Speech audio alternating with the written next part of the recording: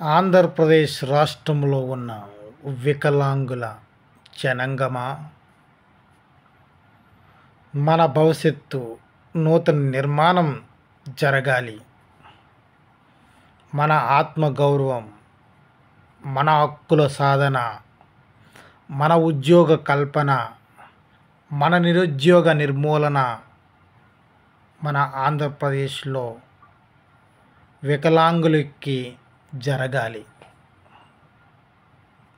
అలా జరగాలంటే BJP, Telugu Desam, Janasena party మేనిఫెస్టోలో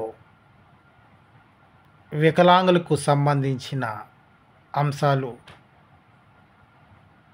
ఒక పథకంగా తయారు చేసి పెట్టాలి. వైఎస్ఆర్సీపీ మేనిఫెస్టోలో, కాంగ్రెస్ పార్టీ మేనిఫెస్టోలో అదే దిశగా అన్ని పార్టీల యొక్క మేనిఫెస్టోలో దివ్యాంగుల పెన్షన్ పెంపు 7,000కు పెంచే దిశగా, వికలాంగులకు ఉచిత బస్ పాస్ సౌకర్యం కల్పించే విధంగా, వికలాంగుల యొక్క జీవితాలను ఉన్నతంగా ఆలోచించే దిశగా, బ్యాక్లాగ్ పోస్టులను భర్తీ చేసే కార్యాచరణ, ఉద్యోగం కల్పన విషయంపై ఒక సరైన ప్రణాళిక, ఉపాధి అవకాశాలు కల్పించే దిశగా అన్ని పార్టీల మేనిఫెస్టోలు ఒకవేళ లేకపోతే మనం ఎట్లా ఆలోచించాలి?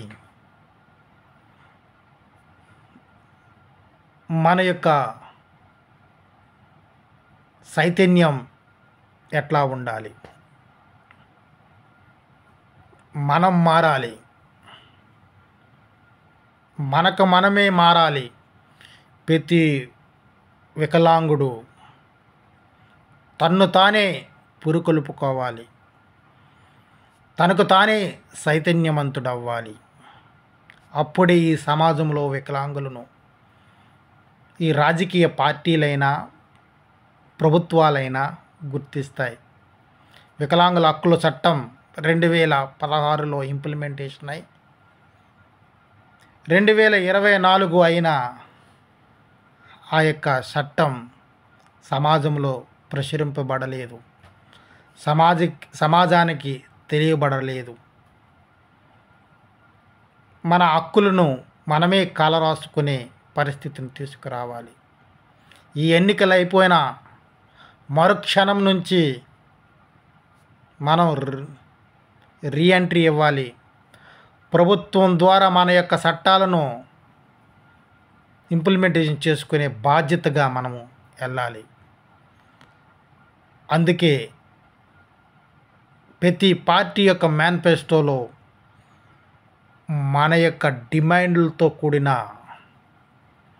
పథకాలనేవి వారు ప్రవేశపెట్టాలనే ఆలోచనతో మనం పార్టీలను వేడుకుంటున్నాం. ఇంతవరకు అడిగాం, ఇంకా సమయం, మనకి ఓటు శక్తి అనేది వచ్చింది. వారి ప్రతి పార్టీ మేనిఫెస్టోలో మన యొక్క అంశాలు లేకపోతే ఎమ్మెల్యే క్యాండిడేట్లని నిలదీసే విధానంలో వికలాంగులందరూ కూడా చైతన్యవంతులు అవ్వాలి. ఎమ్మెల్యే అభ్యర్థిని ఈ ఓటు కోసం వస్తే, మన ఓట్ల కోసం వచ్చినప్పుడు వారి యొక్క పార్టీ మేనిఫెస్టోలో మన అంశాలు లేకపోతే, మన డిమాండ్లు లేకపోతే, మన ఆత్మగౌరవానికి సంబంధించిన విధానంలో పార్టీ ఆలోచించకపోతే